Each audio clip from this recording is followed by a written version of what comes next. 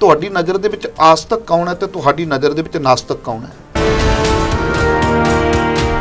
ਔਰ ਨਾਸਤਕ ਨੂੰ ਇਹ ਲੱਗ ਰਿਹਾ ਹੈ ਕਿ ਮੈਂ ਆਪਣੀ ਜਗ੍ਹਾ ਤੇ ਬਿਲਕੁਲ ਠੀਕ ਹਾਂ, ਤੇ ਆਸਤਕ ਨੂੰ ਵੀ ਲੱਗ ਰਿਹਾ ਹੈ ਕਿ ਮੈਂ ਆਪਣੀ ਜਗ੍ਹਾ ਤੇ ਬਿਲਕੁਲ ਠੀਕ ਹਾਂ। ਮੰਦਰ ਤੇ ਗੁਰਦੁਆਰੇ 'ਚ ਬੈਠੇ ਬੰਦੇ ਆਸਤਕ ਦਾ ਲਿਬਾਸ ਬਣਾ ਕੇ ਬੈਠੇ ਨੇ, ਪਰ ਹੁੰਦੇ ਨਾਸਤਕ ਨੇ। ICU 'ਚ ਤੇ ਉਹ ਕਹਿੰਦਾ ਸੱਚੇ ਪਾਤਸ਼ਾਹ ਜੇ ਇਹ ਬਚ ਜਾਂਦਾ ਤੇ ਫਿਰ ਤੇ ਕਿਰਪਾ ਕਰ। ਉਹ ਬੰਦਾ ਮਰ ਗਿਆ ਤੇ ਉਹ ਨਾਸਤਕ ਹੋ ਗਿਆ ਵੀ ਮੈਂ ਤੇ ਤੇਰੇ ਤੇ ਵਿਸ਼ਵਾਸ ਨਹੀਂ ਕਰਦਾ। ਮਨੁੱਖ ਨੇ ਜੋ ਬਣਾਇਆ ਇਹਦੀ ਕਿਤੇ ਜਾ ਕੇ ਤਾਂ ਸੀਮਾ ਮੁੱਕਦੀ ਹੈ। ਠੀਕ ਹੈ, ਵਿਗਿਆਨ ਬਹੁਤ ਅੱਗੇ ਜਾ ਕੇ ਹੋਰ ਵੀ ਤਰੱਕੀ ਕਰੇਗਾ, ਕਈ ਪ੍ਰਸ਼ਨਾਂ ਦੇ ਜਵਾਬ ਦਿੰਦਾ ਤੁਰਿਆ ਜਾਏਗਾ। ਜੇ ਬਾਲ ਅਵਸਥਾ 'ਚ ਇਹਨੇ ਜਵਾਨੀ 'ਚ ਆਉਣਾ। ਪਹਿਲੀ ਦੀ ਗੱਲ ਵੀ ਜਦੋਂ ਅਸੀਂ ਇਹ ਕਿਹਾ ਵੀ ਸਾਰਾ ਕੁਝ ਵੈਲ ਡਿਜ਼ਾਈਨਡ ਚੱਲਦਾ ਤੇ ਇਦਾਂ ਲੱਗਦਾ ਇਹਦਾ ਕੋਈ ਡਿਜ਼ਾਈਨਰ ਹੈ।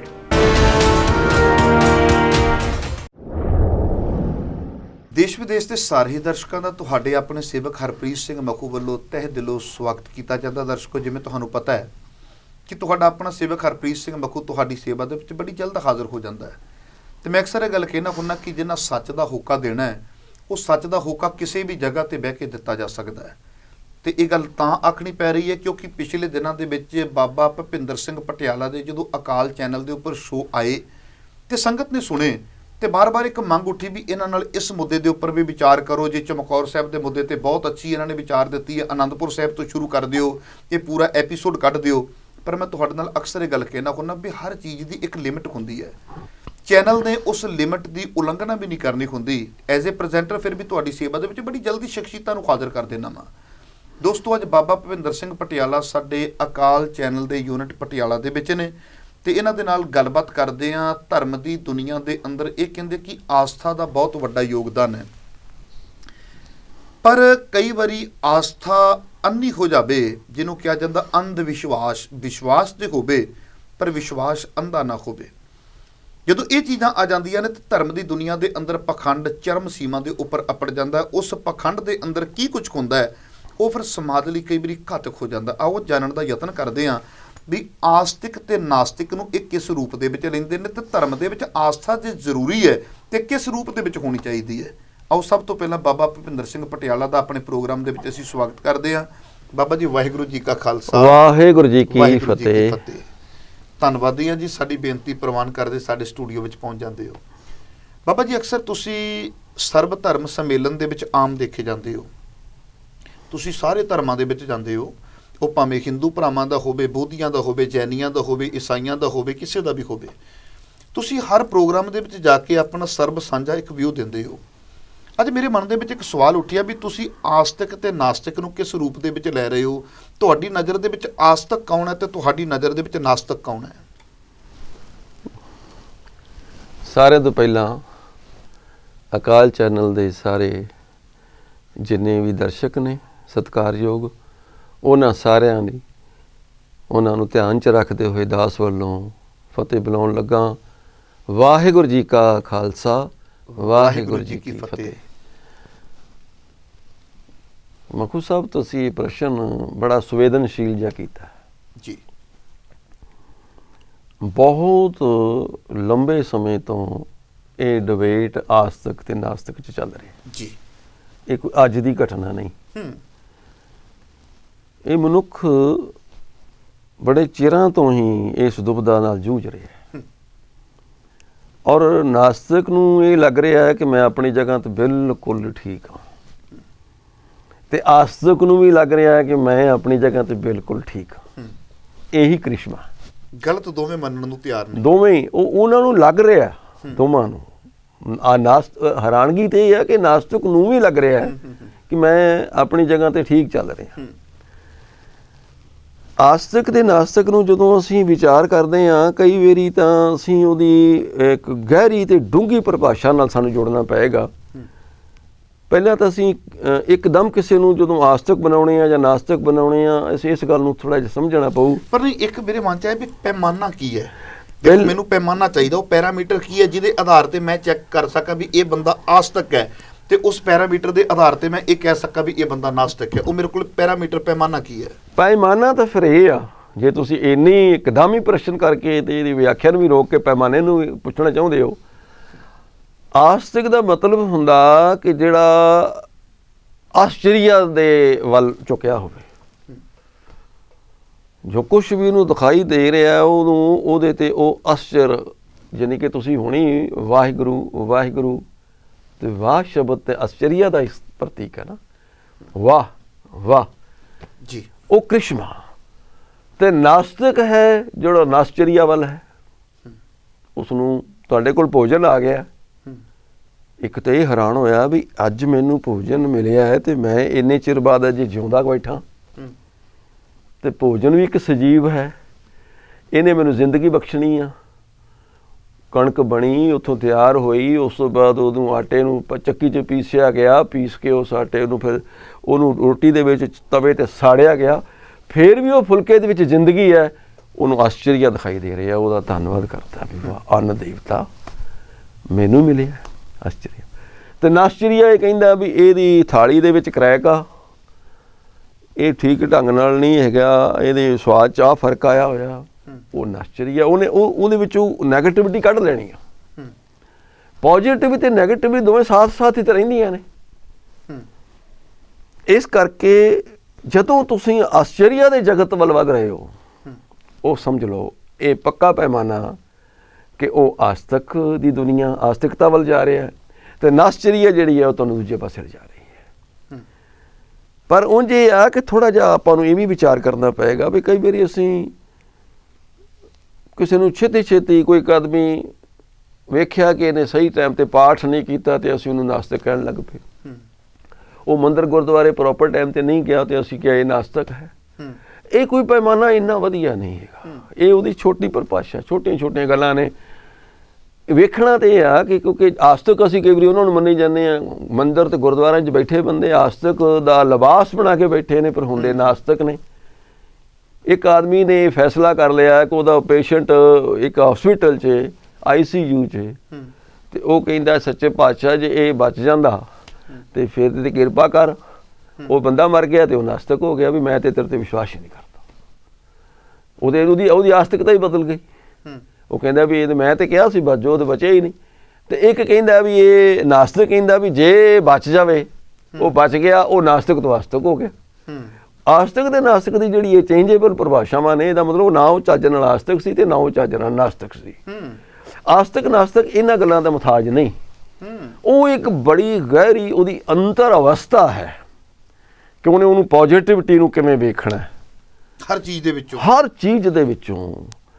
ਦੇਖੋ ਅੱਜ ਵਿਗਿਆਨ ਆਪਣੇ ਬਾਲਪਨ 'ਚ ਵਿਗਿਆਨ ਪਰਤਾਂ ਖੋਲ੍ਹਦਾ ਤੁਰਿਆ ਆਉਂਦਾ, ਬੜੀਆਂ ਪਰਤਾਂ ਖੁੱਲ੍ਹਦੀਆਂ ਪਈਆਂ ਨੇ ਵਿਗਿਆਨ ਦੀਆਂ।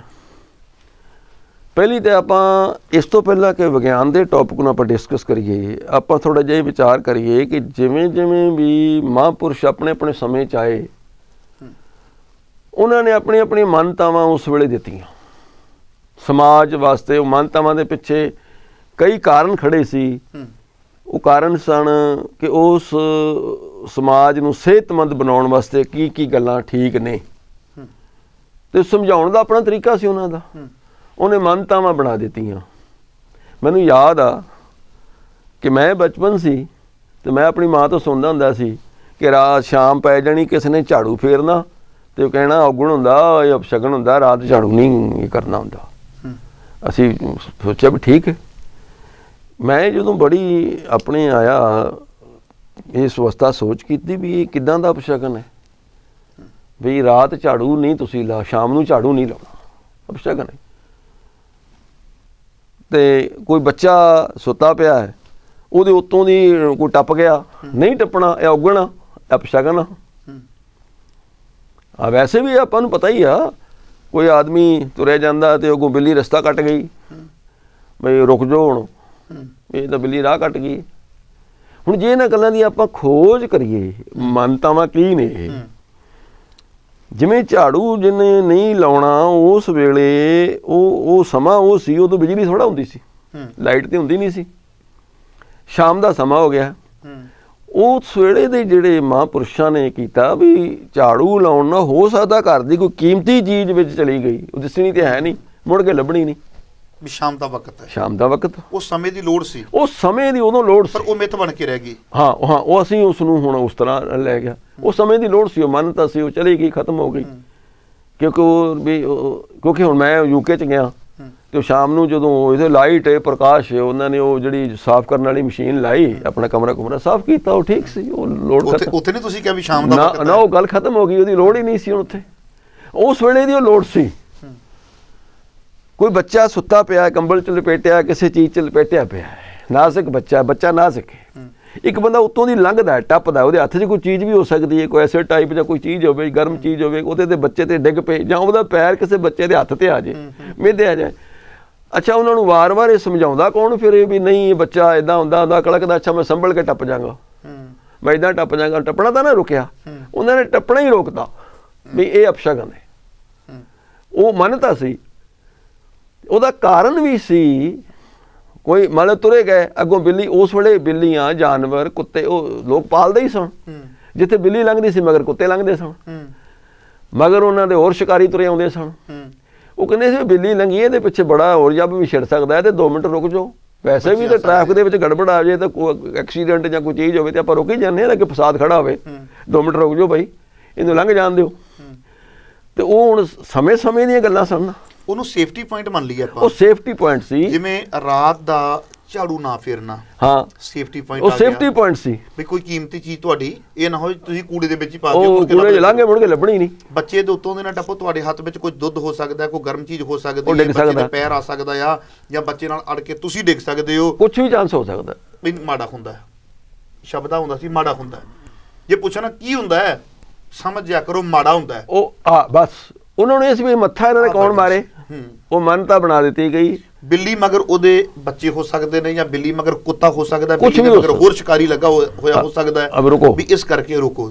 ਇਹਨੂੰ ਆਪਾਂ ਸੇਫਟੀ ਪੁਆਇੰਟ ਮੰਨ ਲਈਏ, ਸੇਫਟੀ ਪੁਆਇੰਟ ਸੀ, ਪਰ ਇਹਨੂੰ ਉਸ ਚੀਜ਼ ਨਾਲ ਜੋੜ ਕੇ ਨਾ ਦੇਖੀ ਜਿਵੇਂ ਅੱਜ ਜੋੜਿਆ ਜਾਂਦਾ। ਨਹੀਂ ਉਹ ਅੱਜ ਦੀ ਨਹੀਂ, ਉਹਨਾਂ ਲੋਕਾਂ ਨੇ ਜਦੋਂ ਇਹੀ ਸੇਫਟੀ ਪੁਆਇੰਟ ਹੈ, ਤੇ ਫਿਰ ਜਦੋਂ ਗੁਰੂ ਗ੍ਰੰਥ ਸਾਹਿਬ ਜੀ ਦਾ ਪ੍ਰਕਾਸ਼ ਹੁੰਦਾ, ਮੈਂ ਇੱਕ ਤੁਹਾਨੂੰ ਹੋਰ ਚੀਜ਼ ਦੱਸਦਾ, ਲਾਗੇ ਫਿਰ ਜੋਤ ਹੈ, ਇਹ ਵੀ ਫਿਰ ਉਸ ਸਮੇਂ ਦੀ ਲੋੜ ਸੀ, ਇਹ ਉਸ ਸਮੇਂ ਦੀਆਂ ਲੋੜਾਂ ਸਨ, ਹਨਾ? ਉਹ ਹਾਂ ਉਦੋਂ ਲੋੜ ਸੀ, ਹਾਂ ਉਦੋਂ ਸਮੇਂ ਦੀ ਲੋੜ ਸੀ, ਉਦੋਂ ਲਾਈਟ ਹੀ ਨਹੀਂ ਸੀ, ਪ੍ਰਕਾਸ਼ ਨਹੀਂ ਸੀ, ਉਦੋਂ ਲੋੜ ਸੀ। ਮੈਂ ਆਪਣੇ ਕੋਲੋਂ ਨਹੀਂ ਕਹਿ ਰਿਹਾ, ਇਹ ਸਿੱਖ ਰਹਿਤ ਮਰਿਆਦਾ ਦੇ ਵਿੱਚ ਦਰਜ ਹੈ। ਬਿਲਕੁਲ ਜਿਵੇਂ ਹੁਣ ਤੁਸੀਂ ਇਹ ਉਦਾਹਰਨ ਦਿੱਤੀ ਵੀ ਕੁਝ ਚੀਜ਼ਾਂ ਸਮੇਂ ਦੀ ਲੋੜ ਹੁੰਦੀਆਂ ਨੇ, ਪਰ ਸਮਾਂ ਪਾ ਕੇ ਉਹ ਮਿੱਥ ਬਣ ਜਾਂਦੀਆਂ ਨੇ, ਮਿੱਥ, ਤੇ ਲੋਕੀ ਉਹਨਾਂ ਦੇ ਉੱਪਰ ਸ਼ਰਧਾ ਬਣਾ ਲੈਂਦੇ ਨੇ। ਇਹਦਾ ਮਤਲਬ ਇਹ ਪਖੰਡ ਹੋ ਗਿਆ। ਨਹੀਂ, ਜਦੋਂ ਉਹਨਾਂ ਨੇ ਇਹ ਚੀਜ਼ਾਂ ਬਣਾਈਆਂ, ਉਹ ਮਹਾਂਪੁਰਸ਼ਾਂ ਨੇ ਜਦੋਂ ਉਦੋਂ ਬਣਾਈਆਂ, ਉਹ ਧਾਰਮਿਕ ਬੰਦਿਆਂ ਨੇ ਜਾਂ ਚੰਗੇ ਬੰਦਿਆਂ ਨੇ ਬਣਾਈਆਂ, ਉਦੋਂ ਉਹਨਾਂ ਨੂੰ ਪਤਾ ਸੀ ਵੀ ਸਮੇਂ ਨਾਲ ਇਹ ਚੀਜ਼ਾਂ ਬਦਲਣਗੀਆਂ। ਇਹ ਨਹੀਂ ਕਿ ਨਹੀਂ ਸੀ ਪਤਾ ਵੀ ਸੀ।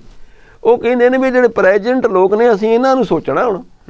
ਪ੍ਰੈਜੈਂਟ ਕਹਿੰਦਾ ਜਦੋਂ ਨਵੀਂ ਦੁਨੀਆ ਆਏਗੀ, ਉਦੋਂ ਨਵੀਆਂ ਗੱਲਾਂ ਦੱਸਣ ਵਾਲੇ ਆ ਜਾਣਗੇ, ਸਮਝਾਉਣ ਵਾਲੇ ਆ ਜਾਣਗੇ। ਜਿਹੜੇ ਸਮਿਥ ਦਾ ਸਮਾਂ, ਉਸ ਵੇਲੇ ਉਹਨਾਂ ਨੇ ਜੋ ਉਹਨਾਂ ਨੂੰ ਭੇਦ ਦੱਸਿਆ ਉਹ ਸਹੀ ਸੀ, ਔਰ ਇੱਕੋ ਹੀ ਇਹ ਕਾਰਨ ਸੀ ਕਿ ਉਹਨਾਂ ਨੂੰ ਕੱਲੇ ਨਾਲ ਮੱਥਾ ਮਾਰਨ ਨਾਲੋਂ ਇੱਕ ਗੱਲ, ਇੱਕ ਮਾਨਤਾ ਬਣਾ ਦਿੱਤੀ ਗਈ ਵੀ ਆਹ ਬੱਚਾ ਸੁੱਤਾ ਉਤੋਂ ਦੀ ਟੱਪਣਾ ਨਹੀਂ। ਮੈਨੂੰ ਆਪਣੀ ਮਾਂ ਦੀਆਂ ਗੱਲਾਂ ਹੀ ਯਾਦ ਆਉਂਦੀਆਂ ਨੇ। ਉਹ ਕਹਿੰਦੀ ਪੁੱਤ ਔਗਣ ਹੁੰਦਾ, ਮੈਂ ਪੁੱਛਣਾ ਕਿ ਔਗਣ ਕੀ ਹੁੰਦਾ, ਉਹ ਇਹ ਦੱਸਦੀ ਨਹੀਂ ਸੀ ਹੁੰਦੀ, ਕਿ ਉਹਨੂੰ ਖੁਦ ਨਹੀਂ ਸੀ ਪਤਾ ਕਿ ਮੰਨਤਾ ਸੀ। ਰਾਤ ਝਾੜੂ ਨਹੀਂ ਫੇਰਨਾ ਔਗਣ ਹੁੰਦਾ, ਉਹਨੂੰ ਪਤਾ ਸੀ ਇਹ ਮੰਨਤਾ ਹੈ। ਮੈਂ ਵੀ ਆਉਂਦਾ ਵੀ ਕਿਉਂ, ਕੁਐਸਚਨ ਮੇਰੇ 'ਚ ਵੀ ਆਉਂਦਾ ਸੀ। ਮਨੁੱਖ ਦੇਖੋ, ਹਰ ਇੱਕ ਮਨੁੱਖ ਜਿਹੜਾ ਤਰਕਸ਼ੀਲਤਾ ਉਹਦੇ ਅੰਦਰ ਹੈ, ਪਰ ਜਿਉਂ-ਜਿਉਂ ਸਮਾਂ ਬੀਤਦਾ ਚਲਾ ਗਿਆ, ਉਹ ਮਾਨਤਾਵਾਂ ਜਿਹੜੀਆਂ ਨੇ, ਜਿਉਂ-ਜਿਉਂ ਪ੍ਰਕਾਸ਼ ਲਾਈਟ ਆਈ, ਦੁਨੀਆ ਅੱਗੇ ਵੱਧਦੀ ਚਲੀ ਗਈ, ਉਹ ਤੱਥ ਜਿਹੜੇ ਨੇ ਉਹ ਇੰਨੇ ਇੰਪੋਰਟੈਂਟ ਨਹੀਂ ਰਹੇ। ਆਸਤਕ ਉਹਨਾਂ ਦੇ ਜਦੋਂ ਲੋੜ ਹੀ ਖਤਮ ਹੁੰਦੀ ਰਹੀ ਹੈ, ਸਮਾਜ 'ਚੋਂ ਲੋੜ ਖਤਮ ਹੁੰਦੀ ਜਾ ਰਹੀ ਹੈ, ਤੇ ਉਹ ਚੀਜ਼ਾਂ ਬਦਲਦੀਆਂ ਜਾ ਰਹੀਆਂ ਨੇ। ਪਰ ਉਹ ਚੀਜ਼ਾਂ ਦੇ ਨਾਲ ਇਹ ਨਹੀਂ ਕਿ ਤੁਸੀਂ ਧਰਮ ਹੀ ਦਾ ਪਾਸਾ ਹੀ ਬਦਲ ਦਿਓ। ਉਹ ਤਾਂ ਧਾਰਮਿਕ ਲੋਕਾਂ ਦਾ ਇੱਕ ਛੋਟਾ ਜਿਹਾ ਸਿਹਤ ਨਾਲ ਜੁੜਿਆ ਹੋਇਆ ਇੱਕ ਐਪੀਸੋਡ ਜਿਹਾ ਸੀ। ਉਹਦਾ ਧਰਮ ਦੀ, ਅਸਲੀ ਧਰਮ ਦੀ ਦੁਨੀਆ ਦੇ ਨਾਲ ਕੋਈ ਸੰਬੰਧ ਨਹੀਂ। ਮੈਂ ਆਜ ਤੱਕ ਕਿਸ ਨੂੰ ਮੰਨਾਂ, ਮੈਂ ਆਜ ਤੱਕ ਕਿਸ ਨੂੰ ਮੰਨਾਂ, ਸਪਸ਼ਟ ਹੈ ਕਿ ਉਸ ਨੂੰ ਆਜ ਤੱਕ ਮੰਨਾਂ ਜਿਹੜਾ ਕਣ-ਕਣ ਵਿੱਚ ਪਰਮਾਤਮਾ ਨੂੰ ਹਾਜ਼ਰ ਨਾਜ਼ਰ ਸਮਝਦਾ ਹੈ, ਉਹ ਸਰਵ ਸ਼ਕਤੀਮਾਨ ਨੂੰ ਆਪਣੇ ਨੇੜੇ ਸਮਝਦਾ ਹੈ। ਇੱਕ ਤੇ ਆਜ ਤੱਕ ਇਹ ਤੇ ਪਰਿਭਾਸ਼ਾ ਠੀਕ ਵੀ ਹੋ ਸਕਦੀ ਹੈ ਵੀ ਮੈਂ ਪਰਮਾਤਮਾ ਨੂੰ ਕਣ-ਕਣ ਵਿੱਚ ਸਮਝਦਾ ਵਾਂ, ਪਰਮਾਤਮਾ ਨੂੰ ਹਾਜ਼ਰ ਨਾਜ਼ਰ ਸਮਝਦਾ ਵਾਂ, ਉਹ ਮੈਨੂੰ ਵੇਖਦਾ ਪਿਆ, ਮੈਂ ਕੋਈ ਗਲਤ ਕੰਮ ਨਹੀਂ ਕਰਨਾ, ਇੱਕ ਆਸਥਾ ਦਾ ਇਹ ਪੁਆਇੰਟ ਹੋ ਗਿਆ। ਇੱਕ ਇਹ ਚੀਜ਼ ਹੋ ਗਈ ਬਾਬਿਆਂ ਦੇ ਐਵੇਂ ਗਿੱਟੇ ਧੋ ਧੋ ਕੇ ਪੀਤੀ ਜਾਣੇ ਔਰ ਉਹਨਾਂ ਦੇ ਬਿਲਕੁਲ ਸਾਰੀ ਜ਼ਿੰਦਗੀ ਉੱਥੇ ਲਾ ਦੇਣੀ, ਫਿਰ ਕਹਿਣਾ ਸਾਡੀ ਸ਼ਰਧਾ ਹੈ ਵੀ ਤੁਹਾਨੂੰ ਪ੍ਰਾਪਤ ਕੀ ਹੋਇਆ, ਸਾਡੀ ਸ਼ਰਧਾ ਹੈ। ਨਿਸ਼ਾਨ ਸਾਹਿਬ ਮੈਂ ਤੁਹਾਨੂੰ ਇੱਕ ਛੋਟੀ ਜਿਹੀ ਐਗਜ਼ਾਮਪਲ ਦੇਣਾ ਵਾ। 2003 ਤੋਂ 2006 ਤੱਕ on record Shiromani Gurdwara Prabandhak committee ਦੇ ਰਿਕਾਰਡ ਦੇ ਵਿੱਚ ਮੈਂ ਦਰਬਾਰ ਸਾਹਿਬ ਮੁਕਤਸਰ ਸਾਹਿਬ ਦਾ ਕਥਾਵਾਚਕ ਸਾਂ, ਗੁਰਦੁਆਰਾ ਟਿੱਬੀ ਸਾਹਿਬ ਮੈਂ ਕਥਾ ਕਰਦਾ ਸਾਂ। ਹੁਣ ਉੱਥੇ ਹਕੀਕਤ ਕੀ ਹੈ ਵੀ ਜਿਹੜਾ ਆਪਣਾ ਨਿਸ਼ਾਨ ਸਾਹਿਬ ਹੁੰਦਾ, ਨਿਸ਼ਾਨ ਸਾਹਿਬ ਤੇ ਚੋਲਾ ਵੀ ਹੋਇਆ ਹੈ ਨਾ, ਉਹ ਥੜੇ ਦਾ ਇਸ਼ਨਾਨ ਕਰਵਾਉਂਦੀਆਂ ਸੀ ਕੁਝ ਬੀਬੀਆਂ, ਉਹਨਾਂ ਦੀ ਆਸਥਾ ਹੈ ਵੀ ਅਸੀਂ ਆ ਕੇ ਇਸ਼ਨਾਨ ਕਰਵਾਉਣਾ, ਉਹ ਇਸ਼ਨਾਨ ਕਰਵਾਉਂਦੀਆਂ ਸਨ। ਉਹ ਹੋਇਆ ਕਿ ਵੀ ਜਦੋਂ ਉਹ ਲੋਹੇ ਦੇ ਨਾਲ ਪਾਣੀ ਲੱਗਦਾ ਸੀ ਤੇ ਉਹਦੇ ਉੱਪਰ ਚੋਲਾ ਸੀ, ਉਹ ਕੁਦਰਤੀ ਗੱਲ ਹੈ ਕਿੰਨੀ ਕਿੰਨੀ ਦੇਰ ਸੁੱਕਣਾ ਨਾ ਸੁੱਕਣ ਕਰਕੇ ਉਹ ਜੰਗਾਲ ਪੈ ਗਿਆ। ਹੁਣ ਜੰਗਾਲ ਪੈ ਗਿਆ ਤੇ ਮੈਨੂੰ ਕਿਹਾ ਗਿਆ ਵੀ ਤੁਸੀਂ ਇਹ ਅਨਾਉਂਸ ਕਰ ਦਿਓ ਵੀ ਅਸੀਂ ਬੀਬੀਆਂ ਨੂੰ ਇਹ ਨਹੀਂ ਕਹਿੰਦੇ ਵੀ ਤੁਸੀਂ ਥੜੇ ਦੀ ਸੇਵਾ ਨਾ ਕਰੋ, ਬਟ ਥੋੜਾ ਜਿਹਾ ਸੁਚੇਤ ਹੋ ਕੇ ਕਰੋ ਵੀ ਉਹ ਜਿਹੜਾ ਪਾਣੀ ਹੈ, ਉਹ ਜਿਹੜਾ ਜਲ ਹੈ, ਜਦੋਂ ਉਹ ਨਿਸ਼ਾਨ ਸਾਹਿਬ ਦੇ ਚੋਲੇ ਨਾਲ ਲੱਗ ਜਾਂਦਾ ਹੈ, ਭਿੱਜ ਜਾਂਦਾ ਹੈ, ਹੇਠਾਂ ਲੋਹਾ ਹੈ ਤੇ ਉਹ ਜੰਗਾਲ ਪੈ ਰਿਹਾ, ਨੁਕਸਾਨ ਹੋ ਸਕਦਾ, ਕੋਈ ਹਾਦਸਾ ਵਾਪਰ ਸਕਦਾ। ਮੈਂ ਅਨਾਉਂਸਮੈਂਟ ਕੀਤੀ, ਮੈਂ ਫਸ ਗਿਆ। ਕਹਿੰਦੇ ਸਾਡੀ ਆਸਥਾ ਹੈ, ਸਾਡੀ ਸ਼ਰਧਾ ਹੈ, ਤੂੰ ਹੁਣ ਨਾ ਕੌਣ ਹੈ ਬੋਲਣ ਵਾਲਾ। ਹੁਣ ਕੀ ਇਹ ਚੀਜ਼ਾਂ ਸ਼ਰਧਾ ਦਾ ਹਿੱਸਾ ਨੇ? ਜਿਸ ਤਰੀਕੇ ਨਾਲ ਜੇ ਆਪਾਂ ਇਹੀ ਐਗਜ਼ਾਮਪਲ ਲੈ ਲਈਏ, ਪੈਮਾਨੇ ਇਹ ਬਣਾ ਲਈਏ ਦੁਨੀਆ ਨੇ। ਦੇਖੋ ਹੁਣ ਤੁਸੀਂ ਇੱਥੇ ਇੱਕ ਹੋਰ ਚੀਜ਼ ਮੈਂ ਛੋਟੀ ਜਿਹੀ ਦੱਸਦਾ ਵਾਂ। ਇੱਕ ਜਗ੍ਹਾ ਕਿਤੇ ਮੈਂ ਕਥਾ ਕਰਨ ਦੇ ਲਈ ਗਿਆ, ਮੈਂ ਕਥਾ ਕੀਤੀ, ਕਥਾ ਤੋਂ ਬਾਅਦ ਉੱਥੇ ਕੋਈ ਮਹਾਂਪੁਰਸ਼ ਸਨ, ਮੈਂ ਕਿਸੇ ਦਾ ਨਾਮ ਨਹੀਂ ਲੈਂਦਾ, ਪਰ ਸਮੁੱਚੀ ਗੱਲ ਲਾਗੂ ਆਪਾਂ ਕਰ ਦਈਏ। ਜਦੋਂ ਇੱਕ ਦਾ ਨਾਮ ਲੈਂਦੇ ਫੋਕਸ ਇੱਕ ਤੇ ਹੋ ਜਾਂਦਾ ਹੈ, ਪਰ ਆਪਾਂ ਇੱਕ ਦਾ ਸੁਧਾਰ ਨਹੀਂ ਕਰ ਰਹੇ, ਆਪਾਂ ਮਾਨਵਤਾ ਦਾ, ਸਮਾਜ ਦਾ ਸੁਧਾਰ ਕਰ ਰਹੇ ਹਾਂ। ਉਹ ਹੋਇਆ ਕਿਹਾ ਵੀ ਉਹਨਾਂ ਨੂੰ ਥਾਲੀ ਵਿੱਚ ਪ੍ਰਸ਼ਾਦਾ ਪਰੋਸ ਕੇ ਦਿੱਤਾ, ਪ੍ਰਸ਼ਾਦਾ ਪਰੋਸਿਆ, ਉਹਨਾਂ ਨੇ 2-2 ਬੁਰਕੀਆਂ ਲਾਈਆਂ, ਬਾਕੀ ਸਾਰੀ ਸੰਗਤ ਟੁੱਟ ਟੁੱਟ ਕੇ ਪੈ ਗਈ। ਕੋਈ ਕਹਿੰਦਾ ਸ਼ੀਤ ਪ੍ਰਸ਼ਾਦ ਹੈ, ਕੋਈ ਕਹਿੰਦਾ ਪ੍ਰਸਾਦੀ ਹੈ। ਇੱਕ ਨੇ ਮੈਨੂੰ ਵੀ ਬੁਰਕੀ ਜੀ ਤੋੜ ਕੇ ਲਿਆ ਕੇ ਦਿੱਤੀ, ਮੈਨੂੰ ਕਹਿੰਦਾ ਭਾਈ ਸਾਹਿਬ ਛਕੋ। ਮੈਂ ਕਿਹਾ ਕੀ ਹੈ? ਕਹਿੰਦਾ ਸ਼ੀਤ ਪ੍ਰਸ਼ਾਦ ਹੈ। ਮੈਂ ਕਿਹਾ ਸ਼ੀਤ ਪ੍ਰਸ਼ਾਦ ਕਿਵੇਂ ਆ? ਕਹਿੰਦਾ ਬਾਬਾ ਜੀ ਨੇ ਥੋੜਾ ਥੋੜਾ ਖਾ ਕੇ ਤੇ ਜਿਹੜਾ ਛੱਡ ਦਿੱਤਾ ਉਹ ਸ਼ੀਤ ਪ੍ਰਸ਼ਾਦ ਹੈ। ਮੈਂ ਕਿਹਾ ਦੇਖ ਸ਼ੀਤ ਪ੍ਰਸ਼ਾਦ ਹੈ ਤੇਰੇ ਲਈ, ਮੈਂ ਤੇਰੇ ਬਾਬੇ ਦਾ ਗਲੱਛਿਆ ਨਹੀਂ ਖਾਣਾ, ਮੈਂ ਤੇਰੇ ਬਾਬੇ ਦਾ ਗਲੱਛਿਆ ਮੈਂ ਕਿਉਂ ਖਾਵਾਂ? ਜੇ ਉਹਨੇ ਝੂਠ ਛੱਡੀ ਮੈਂ ਕਿਉਂ ਖਾਵਾਂ? ਸੋ ਮੇਰੇ ਕਹਿਣ ਤੋਂ ਭਾਵ ਹੈ ਕਿ ਇਹ ਪੈਮਾਨੇ ਧਰਮ ਦਾ ਹਿੱਸਾ ਜਾਂ ਆਸਥਾ ਦਾ ਹਿੱਸਾ ਤਾਂ ਨਹੀਂ ਹੋ ਸਕਦੇ। ਇਹ ਤਾਂ ਅਸੀਂ ਆਪ ਹੈਰਾਨ ਵੀ ਇਹ ਧਰਮ ਦੇ ਨਾਲ ਜੁੜੀਆਂ ਗੱਲਾਂ ਨਾਲ ਜੁੜੇ ਕਿਵੇਂ? ਇਹਨਾਂ ਦਾ ਤਾਂ ਸੰਬੰਧ ਹੀ ਨਹੀਂ ਧਰਮ ਦੇ। ਧਰਮ ਦਾ ਇੱਕ ਬਹੁਤ ਇੱਕ ਚਮਕਦਾ ਹੋਇਆ ਨੂਰ ਹੈ, ਇਹਨਾਂ ਗੱਲਾਂ ਦਾ ਤਾਂ ਕੋਈ ਨਾਲ ਸੰਬੰਧ ਹੀ ਨਹੀਂ ਹੈਗਾ। ਇਹ ਤਾਂ ਮੈਂ ਸਮਝਦਾ ਜਿਹੜੇ ਅਸਲੀ ਮਹਾਤਮਾ ਨੇ, ਉਹ ਤਾਂ ਪਹਿਲੀ ਗੱਲ ਇਹ ਵੀ ਮੈਂ ਤਾਂ ਐਸੇ ਮਹਾਤਮਾ ਦੇ ਦਰਸ਼ਨ ਵੀ ਕਰਦਾ ਰਿਹਾ ਜਿਨ੍ਹਾਂ ਦੇ ਕੋਲ ਮੈਂ ਖਾਣਾ ਖਾਣ ਬੈਠਾ ਤੇ ਉਹ ਸਾਰਾ ਖਾਣਾ ਅੱਛੀ ਤਰ੍ਹਾਂ, ਮੈਨੂੰ ਯਾਦ ਹੈ ਮੈਂ ਖਾਣੇ 'ਚ ਥੋੜਾ ਜਿਹਾ ਮੇਰਾ ਜੇ ਰਹਿ ਗਿਆ ਭਾਂਡੇ ਨਾਲ ਲੱਗਾ ਕੁਛ ਤੇ ਉਹਨਾਂ ਨੇ ਸਾਫ਼ ਕਰਕੇ ਐਨ ਕੀਤਾ, ਝੂਠ ਛੱਡੀ ਵੀ ਨਹੀਂ। ਮੈਂ ਤਾਂ ਅੱਜ ਤੱਕ ਪ੍ਰਭਾਵਿਤ ਹਾਂ ਉਹਨਾਂ ਮਹਾਂਪੁਰਸ਼ਾਂ ਤੋਂ ਵੀ ਕੋਈ ਝੂਠ ਨਹੀਂ ਛੱਡੀ, ਸਾਫ਼ ਕਰਕੇ ਭਾਂਡਾ ਛੱਡਿਆ। ਇਹਦਾ ਤਾਂ ਉਹਨਾਂ ਗੱਲਾਂ ਦਾ ਸੰਬੰਧ ਹੀ ਕੋਈ ਨਹੀਂ ਇਸ ਗੱਲ ਨਾਲ। ਇਹ ਤਾਂ ਇੱਕ ਵੱਖਰੀ ਇੱਕ ਹੋਰ ਲਾਇਰ ਚੱਲਦੀ ਪਈ ਹੈ। ਕੋਈ ਇੱਦਾਂ ਦੇ ਲੋਕ ਵਿੱਚ ਦਾਖਲ ਹੁੰਦੇ ਨੇ, ਉਹ ਆਪਣੀਆਂ ਦੁਕਾਨਦਾਰੀਆਂ ਚਲਾਉਂਦੇ ਰਹਿੰਦੇ ਨੇ, ਉਹ ਇਸੇ ਤਰ੍ਹਾਂ ਦੀ ਦੁਨੀਆ ਨੂੰ ਇਹ ਝੂਠੀਆਂ ਮਿੱਥ ਦੇ ਨਾਲ ਜੋੜ ਕੇ। ਤੁਸੀਂ ਫਿਰ ਧਰਮ ਦੀ ਪਰਿਭਾਸ਼ਾ ਕੀ ਮੰਨਦੇ ਹੋ? ਦੇਖੋ ਇੱਥੇ ਜਿਹੜਾ ਆ ਗਿਆ ਨਾ, ਪਹਿਲਾਂ ਇਹ ਵਿਸ਼ਾ ਹੀ ਐਸਾ ਬਣ ਗਿਆ ਕਿ ਮਨੁੱਖ ਇਹ ਜਿਹੜਾ ਦ੍ਰਿਸ਼ ਉਹਦੇ ਸਾਹਮਣੇ ਆ ਚੁੱਕਾ ਇਸ ਵੇਲੇ, ਇਹ ਬੜਾ ਅਜੀਬੋ ਗਰੀਬ ਹੈ। ਪਹਿਲੇ ਤਾਂ ਮੈਂ ਤੁਹਾਨੂੰ ਇਹ ਕਿਹਾ ਸੀ ਕਿ ਨਾਸਤਕ ਤੇ ਆਸਤਕ ਦੇ ਜਿਹੜੇ ਪੈਮਾਨੇ ਨੇ, ਆਸਤਕ ਦਾ ਤਾਂ ਅਰਥ ਹੀ ਸਿੱਧਾ ਇਹ ਆ ਵੀ ਜਿਹੜਾ ਆਸ਼ਚਰਿਆ ਨਾਲ ਜੁੜਿਆ ਹੋਇਆ।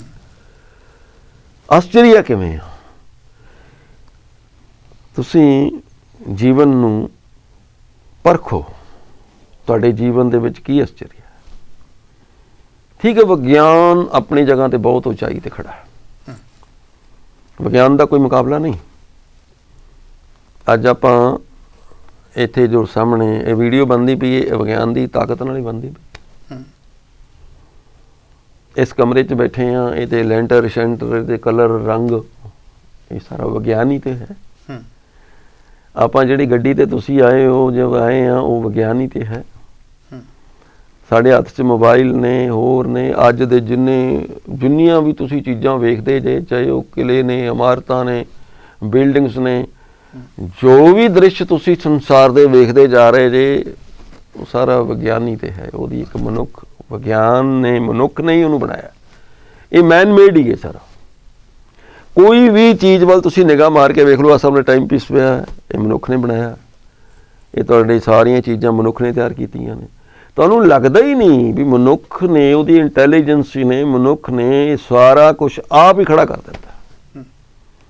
ਤੇ ਜਦੋਂ ਸਾਰਾ ਕੁਝ ਮਨੁੱਖ ਨੇ ਕੀਤਾ, ਉਹਨੇ ਸਫਲਤਾ ਅਸਫਲਤਾਵਾਂ ਦੇ ਵਿੱਚੋਂ ਜੂਝ ਕੇ ਬਣਾਇਆ, ਸੰਘਰਸ਼ ਕੀਤਾ। ਉਹਨਾਂ ਵਿਗਿਆਨੀਆਂ ਨੂੰ ਨਮਨ ਕਰਨਾ ਚਾਹੀਦਾ ਜਿਨ੍ਹਾਂ ਵਿਗਿਆਨੀਆਂ ਨੇ ਇਹ ਨਿਯਮ ਬਣਾਏ, ਜਿਨ੍ਹਾਂ ਨੇ ਇੰਨੀਆਂ ਖੋਜਾਂ ਕੀਤੀਆਂ। ਉਹਨਾਂ ਨੇ ਜੇ ਧਰਤੀ ਦੇ ਵੀ ਸਿਧਾਂਤ ਕੱਢੇ ਕਿ ਧਰਤੀ ਘੁੰਮਦੀ ਪਈ ਏ, ਉਹ ਗੈਲੀਲੀਓ ਬਰੂਨੋ ਵਰਗੇ, ਉਹਨਾਂ ਨੂੰ ਸਾਨੂੰ ਨਮਨ ਕਰਨਾ ਚਾਹੀਦਾ। ਬੜੇ ਉੱਚੇ ਲੋਕ ਸੀ, ਉਹਨਾਂ ਨੂੰ ਸਜ਼ਾਵਾਂ ਵੀ ਕਈਆਂ ਨੂੰ ਮਿਲੀਆਂ ਵਿਚਾਰਿਆਂ ਨੂੰ। ਸੱਚੇ ਪੁਰਸ਼ ਸਨ, ਚੰਗੇ ਮਹਾਂਪੁਰਸ਼ ਸੀ, ਫਿਰ ਵੀ ਉਹਨਾਂ ਨੂੰ ਉਹ ਸਮਾਜ ਉਸ ਸਮੇਂ ਦਾ ਨਹੀਂ ਸੀ ਸਮਝ ਪਾ ਰਿਹਾ। ਵਿਗਿਆਨੀਆਂ ਦੀ ਬੜੀ ਵੱਡੀ ਇੱਕ ਮਿਹਨਤ ਰਹੀ ਔਰ ਉਹਨਾਂ ਨੇ ਬੜੇ ਉੱਚੇ ਉੱਚੇ ਜਿਹੇ ਕੰਮ ਕੀਤੇ ਔਰ ਉਹ ਜੂਝਦੇ ਰਹੇ ਔਰ ਮਨੁੱਖ ਨੂੰ ਅੱਜ ਇੰਨੇ ਸੁੱਖ ਸੁਵਿਧਾਵਾਂ ਤੱਕ ਉਹ ਲੈ ਕੇ ਗਏ ਨੇ, ਵਿਗਿਆਨ ਲੈ ਕੇ ਗਿਆ। ਇਸ ਕਰਕੇ ਅਗਰ ਨਿਊਟਨ ਨੇ ਗ੍ਰੈਵਿਟੇਸ਼ਨ ਦਾ ਲਾਅ ਕੱਢ ਕੇ ਦੇ ਦਿੱਤਾ ਤੇ ਉਹ ਕੋਈ ਛੋਟੀ ਘਟਨਾ ਨਹੀਂ ਸੀ ਹੈਗੀ।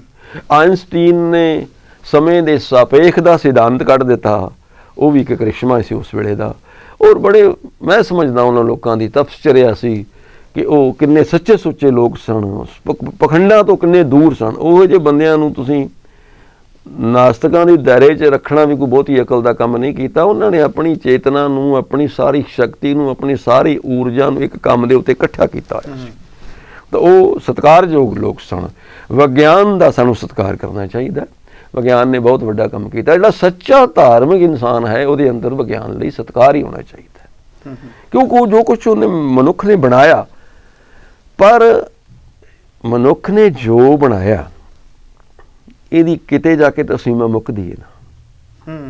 ਉਹਦਾ ਧਿਆਨ ਇੱਥੇ ਤੱਕ ਜਾਣਾ ਚਾਹੀਦਾ ਹੈ ਕਿ ਕੁਛ ਐਸਾ ਹੈ ਜਿਹੜਾ ਮਨੁੱਖ ਨੇ ਨਹੀਂ ਬਣਾਇਆ, ਕੁਛ ਐਸਾ ਹੈ। ਹੁਣ ਇਸ ਵਕਤ ਕਦੇ ਧਿਆਨ ਲੈ ਕੇ ਜਾਓ, ਇਹ ਜਿਹੜੀ ਧਰਤੀ ਤੇ ਮਨੁੱਖ ਨੇ ਨਹੀਂ ਬਣਾਈ, ਜਿਹਦੇ ਅਸੀਂ ਬੈਠੇ ਹੋਏ ਹਾਂ, ਘੁੰਮ ਰਹੀ ਹੈ। ਸੂਰਜ ਨਹੀਂ ਬਣਾਇਆ, ਸਮੁੰਦਰ ਨਹੀਂ ਮਨੁੱਖ ਨੇ ਬਣਾਏ ਹੋਏ।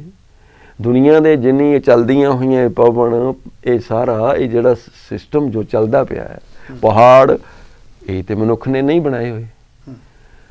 ਜੇ ਤੇ ਕਿਤੇ ਧਿਆਨ ਇਹਨਾਂ ਚੀਜ਼ਾਂ 'ਚ ਚਲਾ ਜਾਵੇ ਵੀ ਇਹ ਮਨੁੱਖ ਨੇ ਨਹੀਂ ਬਣਾਏ, ਮੈਨਮੇਡ ਨਹੀਂ ਹੈ, ਮੈਨਮੇਡ ਨਹੀਂ, ਬਲਕਿ ਮਨੁੱਖ ਆਪਣੇ ਆਪ ਤੇ ਨਿਗਾਹ ਮਾਰ ਕੇ ਵੇਖ ਲਵੇ ਕਿ ਮੇਰਾ ਜਿਹੜਾ ਸਰੀਰ ਹੈ ਇਹ ਇੰਨਾ ਵੈਲ ਡਿਜ਼ਾਈਨਡ ਹੋਇਆ ਪਿਆ ਹੈ ਵੀ ਕੀ ਪਹਿਲੀ ਗੱਲ ਇਹ ਜਿਹੜਾ ਸਾਰਾ ਧਰਤੀ ਆ ਗਈ, ਸਾਰਾ ਸਿਸਟਮ ਆ ਗਿਆ, ਕਿ ਇਤਫਾਕ ਹੈ?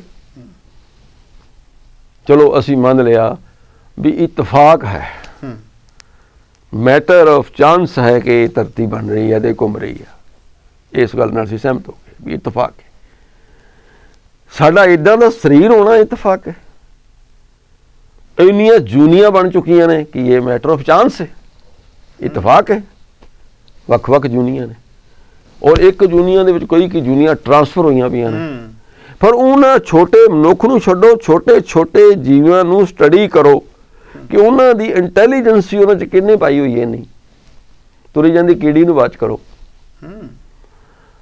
ਮਨੁੱਖ ਦੇ ਪੂਰੇ ਇਤਿਹਾਸ ਨੂੰ ਪਿੱਛੋਂ ਤੱਕ ਪੜ੍ਹ ਕੇ ਆਓ ਵੀ ਇਹ ਇੰਨਾ ਬਰੀਕ। ਠੀਕ ਹੈ, ਵਿਗਿਆਨ ਬਹੁਤ ਅੱਗੇ ਜਾ ਕੇ ਹੋਰ ਵੀ ਤਰੱਕੀ ਕਰੇਗਾ, ਕਈ ਪ੍ਰਸ਼ਨ ਦੇ ਜਵਾਬ ਦਿੰਦਾ ਤੁਰਿਆ ਜਾਏਗਾ। ਜੇ ਬਾਲ ਅਵਸਥਾ 'ਚ ਇਹਨੇ ਜਵਾਨੀ 'ਚ ਆਉਣਾ, ਪਰ ਮੈਂ ਨਹੀਂ ਸਮਝਦਾ ਵੀ ਵਿਗਿਆਨ ਦੀ ਜਿਹੜੀ ਪੂਰੀ ਖੁੱਲਿਆ ਵਿਗਿਆਨ ਵੀ ਧਰਮ ਤੋਂ ਸਾਨੂੰ ਦੂਰ ਕਰੇ, ਕਿਉਂਕਿ ਧਰਮ ਦਾ ਤੇ ਸਬਜੈਕਟ ਹੀ ਹੋ ਰਹੇ, ਉਹ ਧਰਮ ਤੇ ਵਿਗਿਆਨ ਨੂੰ ਨਾਲ ਕਿਤੇ ਉਹਦਾ ਟਕਰਾਅ ਦਿਖਾਈ ਦੇ ਹੀ ਨਹੀਂ ਰਿਹਾ, ਮੈਨੂੰ ਨਹੀਂ ਦਿੱਤਾ। ਉਹ ਸਬਜੈਕਟ ਹੀ ਕੁਛ ਹੋ ਰਹੇ। ਤੁਸੀਂ ਆਪਣੇ ਆਪ ਤੇ ਧਿਆਨ, ਇੰਜ ਕਹਿ ਲਈਏ ਵੀ ਪਖੰਡ ਜਦੋਂ ਕਰਨਾ ਬੰਦੇ ਨੇ ਉਦੋਂ ਵਿਗਿਆਨ ਨਾਲ ਟਕਰਾਅ ਹੈ ਕਿਤੇ ਨਾ ਕਿਤੇ ਆ ਕੇ, ਕਿਉਂਕਿ ਉਹ ਸਾਰੀਆਂ ਜਿਹੜੇ ਨਿਯਮ ਨੇ ਉਹ ਆਪਣੇ ਤਰੀਕੇ ਨਾਲ ਕਰਦਾ ਪਿਆ ਪਖੰਡੀ ਬੰਦਾ। ਪਰ ਜੇ ਧਰਮ ਦੀ ਅਸਲ ਪਰਿਭਾਸ਼ਾ ਨੂੰ ਸਮਝਿਆ ਜਾਵੇ ਤੇ ਵਿਗਿਆਨ ਨਾਲ ਕਿਤੇ ਟਕਰਾਅ ਨਹੀਂ ਹੁੰਦਾ। ਕਹਿਣ ਤੋਂ ਪਖੰਡ ਦਾ ਦੇਖੋ, ਪਖੰਡ ਨੇ ਤਾਂ ਉਧੜਨਾ ਹੈ ਉਸਨੇ, ਤੇ ਪਖੰਡ ਕਿੰਨਾ ਕੁ ਚਿਰ ਚੱਲੇਗਾ? ਅਲਟੀਮੇਟਲੀ ਪਖੰਡ ਤੇ ਸਾਹਮਣੇ ਆ ਹੀ ਜਾਏਗਾ। ਜਿਸ ਬੰਦੇ ਦੇ ਜੀਵਨ ਦਾ ਪਖੰਡ ਹੈ, ਪਹਿਲੀ ਗੱਲ ਪਖੰਡੀ ਆਦਮੀ ਦੇ ਅੰਦਰ ਉਹ ਸ਼ਕਤੀ ਨਹੀਂ ਹੁੰਦੀ ਜਿਹਨੂੰ ਅਸੀਂ ਕਹਿੰਦੇ ਹਾਂ ਵੀ ਅੰਦਰਲੀ ਰੰਗਿਆ ਹੋਇਆ ਜੀਵਨ, ਉਹ ਪਖੰਡੀ 'ਚ ਨਹੀਂ ਹੁੰਦਾ। ਮੈਂ ਜਿਹੜੀ ਤੁਹਾਨੂੰ ਗੱਲ ਦੱਸ ਰਿਹਾ ਸੀ ਕਿ ਜਿਹੜਾ ਜਦੋਂ ਅਸੀਂ ਇਹ ਦੇਖਦੇ ਹਾਂ ਨਾ ਕਿ ਤੁਸੀਂ ਆਪਣੇ ਤੇ ਘੱਟੋ ਘੱਟ ਨਿਗਾਹ ਹੀ ਮਾਰ ਲਓ ਆਪਣੇ ਆਪ ਤੇ। ਖੈਰ ਮਨੁੱਖ ਦਾ ਖੈਰ ਧਿਆਨ ਨਹੀਂ ਜਾਂਦਾ ਇੱਧਰ। ਤੁਹਾਡਾ ਕਦੇ ਇੱਥੇ ਧਿਆਨ ਗਿਆ ਹੈ ਵੀ ਕਿੰਨੀ ਸੋਹਣੀ ਦੁਨੀਆ ਹੈ, ਪਰ ਜੇ ਅੱਖਾਂ ਹੀ ਨਾ ਹੁੰਦੀਆਂ ਤੇ ਇਹਨੂੰ ਵੇਖਦੇ ਕਿੱਦਾਂ? ਹਾਂ, ਕਿੰਨੇ ਸੋਹਣੇ ਰਾਗ ਰੰਗ ਨੇ, ਪਰ ਜੇ ਕੰਨ ਹੀ ਨਾ ਹੁੰਦੇ ਕਿੰਨਾ ਸੋਹਣਾ ਇਹ ਜਿਹੜਾ ਸਪਰਸ਼ ਚੱਲਦਾ ਪਿਆ, ਜੇ ਉਹਨੂੰ ਸਪਰਸ਼ ਕਰਨ ਵਾਲੀ ਕੋਈ ਚੀਜ਼ ਹੀ ਨਾ ਹੁੰਦੀ ਅੰਦਰ। ਅਗਰ ਜੇ ਤੁਸੀਂ ਅਗਰ ਇਹ ਤਾਂ ਅਸੀਂ ਕੰਨਾਂ ਨੇ ਬੜੀਆਂ ਆਵਾਜ਼ਾਂ ਅਸੀਂ ਸੁਣਦੇ ਹਾਂ ਕੰਨ, ਪਰ ਕੰਨ ਨੂੰ ਕਦੇ ਇਹ ਆਵਾਜ਼ ਤਾਂ ਨਹੀਂ ਆਈ ਵੀ ਕੰਨ ਤੂੰ ਆਪਣੇ ਆਪ ਨੂੰ ਜਾਣ ਤੂੰ ਕੀ ਹੈ, ਐ ਕੰਨ ਤੂੰ ਜਾਣ ਤੂੰ ਕੀ ਹੈ, ਐ ਅੱਖ ਤੂੰ ਜਾਣ। ਕਹਿੰਦੇ ਵਿਚਾਰ ਆਉਂਦੇ ਨੇ, ਕਦੇ ਵਿਚਾਰਾਂ 'ਚ ਇਹ ਆਇਆ ਵੀ ਤੂੰ ਉਹਨੂੰ ਜਾਣ ਜਿਹੜਾ ਵਿਚਾਰਾਂ ਨੂੰ ਦਾ ਸਾਖੀ ਹੈ, ਤੂੰ ਉਹਨੂੰ ਦੇਖ, ਤੂੰ ਉਹਨੂੰ ਦੇਖ ਜਿਹੜਾ ਦੇਖ ਰਿਹਾ ਹੈ ਉਹਨੂੰ ਦੇਖ, ਜਿਹੜਾ ਆਪ ਹੀ ਦੇਖ ਰਿਹਾ ਹੈ ਸੁਣ ਰਿਹਾ ਹੈ। ਵੀ ਤਜ ਚਿੱਤਰ ਹੈ ਚੇਤੋ ਚਿਤਕਾਰੀ, ਵੀ ਚਿੱਤਰਾਂ ਨੂੰ ਨਾ ਦੇਖ ਚਿੱਤਰਕਾਰ ਨੂੰ ਦੇਖ ਜਿਹਨੇ ਘੜੇ ਹੈ, ਤੂੰ ਉਹਨੂੰ ਦੇਖ। ਅੰਦਰ ਇੰਨੀ ਬਰੀਕੀ 'ਚ ਕਦੇ ਸੁਰਤੀ ਨੇ ਪ੍ਰਵਾਸ ਕੀਤਾ ਕਿ ਅੰਦਰ ਉੱਥੇ ਤੇ ਇਹ ਆਸਤਕ ਨਾਸਤਕ ਦੇ ਲੈਵਲ ਤੋਂ ਇਹ ਉਤਲੀ ਗੱਲ ਚੱਲ ਪੈਣੀ ਹੈ ਵੀ ਤੂੰ ਉਧਰ ਜਾ, ਉਹਦਾ ਸਾਖੀ ਬਣ ਜੋ ਤੇਰੇ ਅੰਦਰ ਖੇਡ ਚੱਲਦੀ ਪਈ ਹੈ ਨਾ।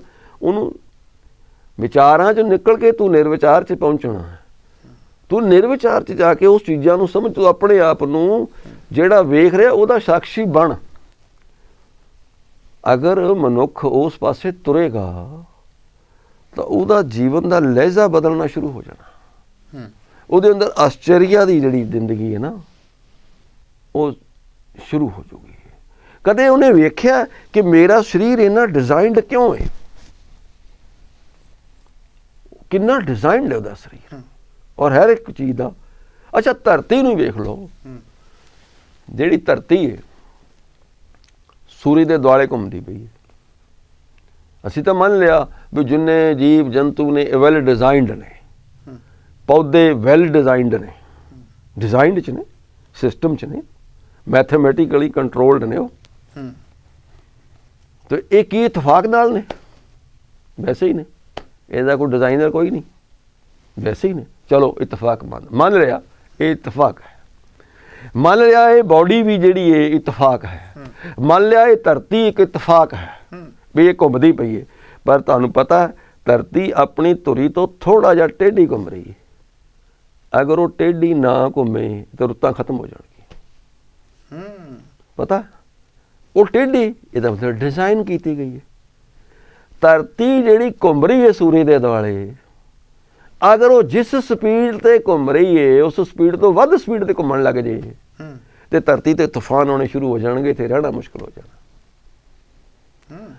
ਧਰਤੀ ਜਿਸ ਸਪੀਡ ਤੇ ਘੁੰਮਦੀ ਪਈ ਹੈ, ਜੇ ਉਸ ਸਪੀਡ ਤੋਂ ਥੋੜੀ ਜਿਹੀ ਘੱਟ ਹੋ ਜੇ ਤੇ ਰਾਤਾਂ ਜ਼ਿਆਦੀਆਂ ਠੰਡੀਆਂ ਹੋ ਜਾਣਗੀਆਂ ਤੇ ਦਿਨ ਬਹੁਤ ਜ਼ਿਆਦਾ ਗਰਮ ਹੋ ਜਾਣਗੇ ਤੇ ਲੋਕ ਸੜਕੇ ਮਰ ਜਾਣਗੇ। ਉਹ ਕੀ ਉਹਦੀ ਜਿਹੜੀ ਪ੍ਰੋਪਰ ਸਪੀਡ ਹੈ, ਕੀ ਉਹ ਇਤਫਾਕ ਹੈ? ਵੈਸੇ ਇਤਫਾਕ ਨਾਲ ਘੁੰਮ ਰਹੀ ਹੈ ਧਰਤੀ, ਇਤਫਾਕ ਨਾਲ ਘੁੰਮਦੀ ਪਈ ਹੈ। ਧਰਤੀ ਜਿਹੜੀ ਹੈ ਉਹ ਕਿੰਨੇ ਡਿਸਟੈਂਸ ਦੇ ਉੱਤੇ ਘੁੰਮਦੀ ਪਈ ਹੈ, ਕਿੰਨਾ ਡਿਸਟੈਂਸ ਹੈ। ਅਗਰ ਉਸ ਡਿਸਟੈਂਸ ਤੋਂ ਜ਼ਿਆਦਾ ਡਿਸਟੈਂਸ ਤੇ ਘੁੰਮੂਗੀ ਤਾਂ ਗ੍ਰੈਵਿਟੇਸ਼ਨ ਦੇ ਚੱਕਰ 'ਚ ਨਿਕਲ ਜਾਏਗੀ, ਉਹ ਜਾ ਕੇ ਠੰਡੀ ਹੋ ਕੇ ਖਤਮ ਹੋ ਜਾਏਗੀ। ਉਹ ਇੱਕ ਪ੍ਰੋਪਰ ਡਿਸਟੈਂਸ ਤੇ ਘੁੰਮਦੀ ਪਈ ਹੈ। ਅਗਰ ਉਹ ਡਿਸਟੈਂਸ ਤੋਂ ਘੱਟ ਡਿਸਟੈਂਸ ਤੇ ਹੋ ਜੂਗੀ ਤਾਂ ਸੂਰਜ ਦੇ ਵਿੱਚ ਸਮਾ ਜੂਗੀ, ਉੱਧਰ ਉਹਦੀ ਗ੍ਰੈਵਿਟੇਸ਼ਨ ਸੂਰਜ ਦੀ ਖਿੱਚ ਲੂਗੀ, ਉੱਧਰ ਚਲੀ ਜਾਊਗੀ। ਇਹ ਇਤਫਾਕ ਹੈ। ਇਹਦਾ ਮਤਲਬ ਇਸ ਨੂੰ ਚੰਗੀ ਤਰ੍ਹਾਂ ਵਾਚ ਕਰੋ, ਉਹਦਾ ਹਰ ਵਰਤਾਰਾ ਵੇਖੋ ਵੀ ਕਿਸ ਤਰ੍ਹਾਂ ਹੋ ਰਿਹਾ। ਸਾਰਾ ਕੁਛ, ਸਾਰਾ ਇਤਫਾਕ ਚੱਲ ਰਿਹਾ, ਹੋਰੇ ਕੁਛ ਵੀ ਨਹੀਂ। ਮੰਨ ਲਓ ਤੁਸੀਂ ਵਿਗਿਆਨ ਆਮ ਤੌਰ ਤੇ ਲੋਕ ਕਹਿੰਦੇ ਹਾਂਜੀ ਮੈਟਰ ਆਫ ਚਾਂਸ ਹੈ, ਇਤਫਾਕ ਹੈ। ਪਰ ਤੁਹਾਡੇ ਅੰਦਰ ਜਿਹੜੀ ਊਰਜਾ ਚੱਲਦੀ ਪਈ ਹੈ, ਊਰਜਾ ਹੈ, ਉਹ ਊਰਜਾ ਤੁਹਾਡੇ ਅੰਦਰ ਹੈ। ਹੁਣ ਤੁਸੀਂ ਉਸ ਊਰਜਾ ਤੋਂ ਇਨਕਾਰ ਕਰ ਸਕਦੇ ਹੋ ਕਿ ਨਹੀਂ ਹੈਗੀ? ਹਰ ਇੱਕ ਚੀਜ਼ 'ਚ ਊਰਜਾ ਹੈ, ਊਰਜਾ ਕੰਮ ਕਰਦੀ। ਨਾਮ ਛੱਡ ਦਿਓ, ਰੌਲਾ ਇਹ ਆ ਵੀ ਉਹਨੂੰ ਅਸੀਂ ਪਰਮੇਸ਼ਰ ਕਿਹਾ, ਪਰਮਾਤਮਾ ਕਿਹਾ, ਕੋਈ ਹੋਰ ਨਾਮ ਲਿਆ, ਉਹ ਛੱਡੋ। ਪਹਿਲੀ ਦੀ ਗੱਲ ਵੀ ਜਦੋਂ ਅਸੀਂ ਇਹ ਕਿਹਾ ਵੀ ਸਾਰਾ ਕੁਛ ਵੈਲ ਡਿਜ਼ਾਈਨਡ ਚੱਲਦਾ ਤੇ ਇੱਦਾਂ ਲੱਗਦਾ ਇਹਦਾ ਕੋਈ ਡਿਜ਼ਾਈਨਰ ਹੈ, ਡਿਜ਼ਾਈਨ ਕੀਤਾ ਕਿਸੇ ਨੇ। ਫਿਰ ਜਿਹੜੀ ਇਹਦੀ ਸਾਰੀ ਪ੍ਰੋਪਰ ਇਹਦੀ ਕੈਲਕੂਲੇਸ਼ਨ ਲੱਗਦੀ ਹੈ ਕਿਤੇ ਕੀਤੀ ਹੋਈ। ਕਿਸੇ ਨੇ ਪ੍ਰੋਪਰ, ਕਿਉਂਕਿ ਇੰਨੀ ਗ੍ਰੈਵਿਟੇਸ਼ਨ ਹੋਣੀ ਚਾਹੀਦੀ ਹੈ, ਤਾਂ ਮੈਨੂੰ ਤਾਂ ਕਦੇ ਐਂ ਲੱਗਦਾ ਵੀ ਤਾਂ ਮੈਥਮੈਟਿਕਲੀ ਕੰਟਰੋਲਡ ਹੋਇਆ ਪਿਆ ਸਾਰਾ ਸਿਸਟਮ। ਹਰ ਇੱਕ ਚੀਜ਼ ਸਿਸਟਮ 'ਚ ਵੀ ਮੁੱਕਦੀ ਗੱਲ ਆਪਾਂ ਮੁਕਾਈਏ। ਇੰਟਰਵਿਊ ਦਾ ਨਿਚੋੜ ਆ, ਤੁਸੀਂ ਕਹਿੰਦੇ ਕਿ ਅਸੀਂ ਸਿਰਫ ਜਿਹੜੀਆਂ ਸਾਹਮਣੇ ਦਿਖਦੀਆਂ ਪਈਆਂ ਚੀਜ਼ਾਂ ਨੇ, ਜਿਹੜਾ ਦ੍ਰਿਸ਼ਟਮਾਨ ਹੈ ਉਹ ਦੇਖਦੇ ਪਏ ਆ, ਪਰ ਦ੍ਰਿਸ਼ਟਮਾਨ ਦੇ ਪਿੱਛੇ ਜਿਹੜਾ ਕੰਟਰੋਲਰ ਹੈ, ਜਿਹੜਾ ਹਰ ਚੀਜ਼ ਨੂੰ ਕੰਟਰੋਲ ਕਰ ਰਿਹਾ ਹੈ, ਵੀ ਉਸ ਪਰਮ ਸੱਤਾ ਤੱਕ ਅਸੀਂ ਅੱਪੜਦੇ ਨਹੀਂ ਪਏ। ਤੁਹਾਡੇ ਕਹਿਣ ਤੋਂ ਇਹ ਭਾਵ ਹੈ ਮੈਂ ਤਾਂ ਵੀ ਜਿਹੜਾ ਆਸਤਕ ਹੈ ਉਸ ਪਰਮ ਸੱਤਾ ਨੂੰ ਮਹਿਸੂਸ ਕਰਦਾ ਹੈ, ਜਿਹੜਾ ਆਸਤਕ ਹੈ ਉਹ ਕਣ ਕਣ ਵਿੱਚ ਵਸਦੀ ਉਸ ਪਰਮ ਸੱਤਾ ਨੂੰ ਵੇਖਦਾ ਪਿਆ। ਇਹ ਆਸਤਕ ਦੀ ਪਰਿਭਾਸ਼ਾ। ਇਹਨੂੰ ਐਂ ਲੱਗਦਾ ਵੀ ਸਿਸਟੇਮੈਟਿਕਲੀ ਨੂੰ ਡਰਾ ਕੀਤਾ ਹੋਇਆ, ਸਿਸਟੇਮੈਟਿਕਲੀ ਕੋਈ ਡਿਜ਼ਾਈਨ ਬਣਿਆ ਹੋਇਆ, ਸਿਸਟੇਮੈਟਿਕਲੀ ਇਹਦੀ ਕੋਈ ਪਲੈਨਿੰਗ ਹੋਈ ਲੱਗਦੀ ਹੈ। ਤੇ ਜੇ ਇਹ ਡਿਜ਼ਾਈਨਰ ਤੇ ਸਾਰੇ ਹਾਣ ਇਹਦੇ ਵਾਸਤੇ ਬਣੇ ਖੜੇ ਹੋਏ, ਤਾਂ ਫਿਰ ਇਹਨਾਂ ਸਾਰਿਆਂ ਦਾ ਕੋਈ ਕ੍ਰੀਏਟਰ ਵੀ ਹੋਣਾ ਚਾਹੀਦਾ। ਕੋਈ ਹੈਡ ਵੀ ਹੈ ਪਹਿਚਾਨਣਾ ਜਿਹੜਾ ਵੀ ਜਿਹੜਾ ਇਹਨਾਂ ਡਿਜ਼ਾਈਨਰ ਨੂੰ, ਇਹਨਾਂ ਨੂੰ ਸਾਰਿਆਂ ਨੂੰ ਜਿਹੜੇ ਪਲਾਨ ਕਰਕੇ ਖੜਾ ਕਰਦਾ ਪਿਆ, ਇਹਦੇ ਪਿੱਛੇ ਕ੍ਰੀਏਟਰ। ਤੇ ਫਿਰ ਕਿਉਂ ਨਾ ਆਪਾਂ ਗੁਰੂ ਨਾਨਕ ਦੇਵ ਜੀ ਚਰਨਾਂ 'ਚ ਨਮਸਕਾਰ ਕਰੀਏ, ਜਿਹੜੇ ਬਾਣੀ 'ਚ ਪ੍ਰਗਟ ਕਰਦੇ ਨੇ। ਕਿਉਂ ਇੰਨੀ ਭੱਜ ਨੱਠ ਕਰਦੇ ਆ? ਚਿੱਤੇ ਅੰਦਰ ਸਭ ਕੋ ਵੇਖ ਨਦਰੀ ਹੇਠ ਚਲਾਏ ਜੀ, ਵੀ ਸਾਰਾ ਉਹ ਚਲਾ ਰਿਹਾ। ਹਾਂ, ਕਿਉਂ? ਤੇ ਸਾਡੇ ਸਾਹਮਣੇ ਤਾਂ ਸਪਸ਼ਟ ਰਿਜ਼ਲਟ ਆਇਆ ਪਿਆ। ਕਿਉਂ? ਗੁਰੂ ਤੋਂ ਮਨ ਕਰਵਾਈਏ ਜੀ। ਬਿਲਕੁਲ ਜੀ ਬਾਬਾ ਜੀ, ਦਿਲ ਦੀਆਂ ਗਹਿਰਾਈਆਂ ਤੋਂ ਤੁਹਾਡੇ ਧੰਨਵਾਦੀ ਹਾਂ।